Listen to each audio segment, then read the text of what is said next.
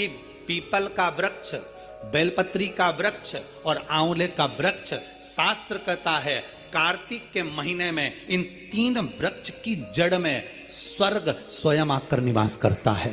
स्वर्ग स्वयं आकर निवास करता है। इन 3 वृक्ष की जड़ में स्वर्ग स्वयं आकर विराजमान करता है। और चौथे नंबर पर कहा गया कि जहां तुलसी का पौधा होता है, कार्तिक के महीने में तुलसी के पौधे की जड़ में गोलोक धाम आकर निवास करता है। स्वयं भगवान कृष्ण का धाम आकर निवास करता है। पति पत्नी विचार करते हुए साड़ी को फाड़ते, बत्ती बनाते, घी में डुबोते, दीप लगाते चलते जाए। जैसे ही शंकर के मंदिर में दीप लगाया, चिंता भगवान शंकर को हो गई। शिव जी ने इशारा करा पीपल देव को, जिसमें 52,000 ब्राह्मणों का वास होता है। पीपल देव को इशारा कर कर जैसे ही पहुंचे, पीपल के वृक्ष में से एक लड़की निकलकर बाहर आई, काका मुझे तेरे साथ चलना है। इतने में पत्नी पति से कहती है, अपने घर में 6 लड़कियां पहले से हैं, कैसे लेकर जाएं इसको। पति कहता है, देख वो उसका कोई नहीं है, पीपल के पेड़ के नीचे बैठ के रो रही है, ले चल।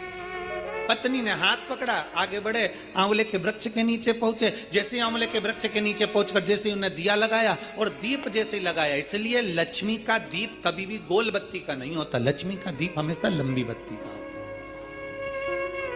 हमेशा लंबी बत्ती का होता है। शिव महापुराण की कथा कहती है,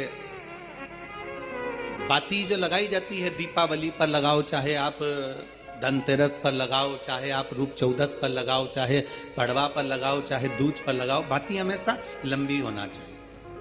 लंबी बाती, चाहे तेल की लगा रहे हो चाहे घी की लगा रहे हो।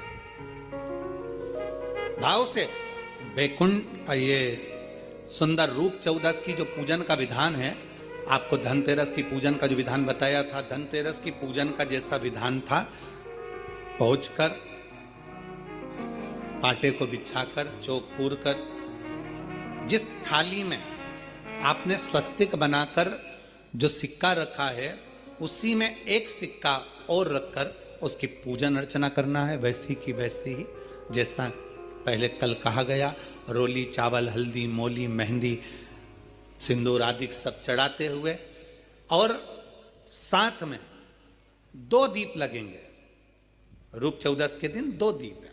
एक दीप है घी का, लंबी बत्ती का, जो लक्ष्मी जी के सीधे हाथ पर आएगा। दूसरा दीप है घी का दीप भी आटे का आएगा और तेल का दीप भी आटे का आएगा। जो तेल का दीप लगेगा वो थोड़ा सा दिया बड़ा लेना, उसमें 4 लंबी लंबी बत्तियां रखना, सरसों का तेल या मीठा तेल या तिल्ली का तेल जो भी मिल जाए उसके अंदर डाल लेना। 4 बत्ती ये लक्ष्मी जी के लेफ्ट हैंड की ओर आएगी। उसी आटे का तेल का जो दिया रहेगा उसके अंदर या तो पीली सरसों या काली सरसों, जो राई होती है, सरसों होती है, उसके थोड़े से दाने उसमें डाल दिए जाते हैं। लक्ष्मी जी का पूरा पूजन बड़े भाव से करिए। जल का छींटा दीजिए, रोली, चावल, मोली, हल्दी जो भी है आपके पास समर्पित करने के लिए पूजन की थाली में, वो समर्पित करिए। मीठे का भोग लगाइए और भोग लगाने के बाद में बड़े प्रेम से 5 कमलगट्टे, 5 हल्दी की गठान, 5 अमर बेल के टुकड़े। अमर बेल होती है एक लंबी सी बेल, पेड़ों पर चलती है, पीले कलर की, जो कि पूरे पेड़ पर छाई रहती है। उसको कहीं पर भी डाल दिया जाए वो बढ़ती चली जाती है। वो हमारे वंश की वृद्धि के, लक्ष्मी की वृद्धि के लिए श्रेष्ठतम मानी जाती है। 5 टुकड़े अमर बेल के, 5 हल्दी की गठान, 5 कमलगट्टे दोनों हाथ में लेकर मां लक्ष्मी से प्रार्थना करते हुए उन सिक्कों पर समर्पित कर दीजिए। सिक्कों पर समर्पित कर कर जो घी का दिया लगाया है तुमने लक्ष्मी जी के सीधे हाथ पर, उसको उठाकर माता की आरती कर लीजिए। जो तेल का दिया है, घी का दिया वापिस रखकर आरती के बाद में जो तेल का दिया है 4 बत्ती वाला जो तुम जला कर रखी हो, उसको पूरे घर में घुमाकर, रूप चतुर्दशी के दिन, रूप चौदस के दिन, नरक चौदस के दिन पूरे घर में घुमाकर, सारे घर के दरवाजे खोलकर बड़े प्रेम से घुमाकर, मुख्य द्वार के बीच में, जो घर से बाहर निकलने वाला द्वार है, उसके ठीक बीचों बीच वो दिया 4 बत्ती का रख देना चाहिए। कुछ देर के लिए दरवाजे खुले रखना चाहिए। पूरे घर में माता लक्ष्मी का स्मरण करते हुए श्री शिवाय नमस्तुभ्यम बोलते हुए दिया रखकर जब वापिस आए, माता लक्ष्मी को झोली पसार कर प्रणाम कर कर कहें, माँ हमारे घर में निवास करो, आपका भंडार सदा भरा रहे, खाली ना हो। हे मां, जैसे हम दामोदर मास की कथा का रिस्पान कर रहे हैं, कार्तिक मास की कथा को श्रवण कर रहे हैं, जैसे हमने कार्तिक के महत्व को जाना है और उस महत्व को जाना कि लक्ष्मी भगवान शिव की आज्ञा से जाती हैं, नारायण की आज्ञा से जाती हैं, उसी तरह आप हमारे घर में शिव और नारायण की आज्ञा से विराजमान होइए। माँ को प्रणाम करिए बड़े भाव के साथ। ऐसी ही ये रूप चतुर्दशी की पूजन का विधान है। ये रूप चतुर्दशी की पूजन करिए। जो थाली आपने धनतेरस के दिन रखी है उस थाली को आप रात्रि को हटा सकते हो, दूसरे दिन फिर वही थाली रखा जाती है।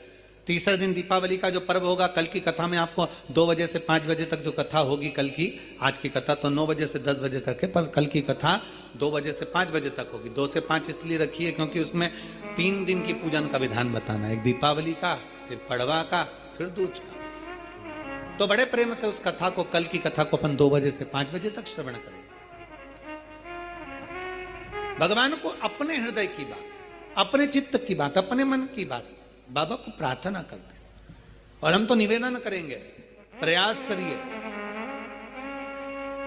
अगर हो सके रूप चतुर्दशी का अगर दिन है, नरक चौदस का दिन है, जैसे कुबेरेश्वर धाम पर दीपावली कब की है, 31 अक्टूबर की, तो 29 तारीख को धनतेरस है, 30 तारीख को रूप चतुर्दशी है, नरक चौदस है। तो हम तो प्रार्थना करें, निवेदन करें आपसे, अगर हो सके, शरीर में अगर बहुत रोग है और बहुत तकलीफ की जिंदगी चल रही है, मतलब हर 2 महीने में 3 महीने में कोई ना कोई दुख तुम्हारे सामने आकर खड़ा हो जाता है, कोई तकलीफ आकर खड़ी हो जाती है, चाहे बच्चों को हो रही हो, चाहे बेटियों को हो रही हो, चाहे परिवार में हो रही हो, तो हम तो निवेदन करेंगे रूप चतुर्दशी के दिन 1 लोटा जल, उसमें बड़े प्रेम से कोई थोड़ा सा इत्र का अगर भाग मिल जाए, और इत्र ना मिले तो पीला चंदन या लाल चंदन डालकर, अगर कहीं आंवले का वृक्ष हो, पीपल का वृक्ष हो और बेलपत्र का वृक्ष हो, 3 जगह पर थोड़ा सा वो लोटा जो घर से लेकर जाओगे, पात्र लेकर जाओगे, रूप चतुर्दशी के दिन तीनों वृक्ष के नीचे एक ही कलश से थोड़ा थोड़ा जल 3 स्थान पर चढ़ाइए और बाबा से अपने मन की बात कहकर आई है।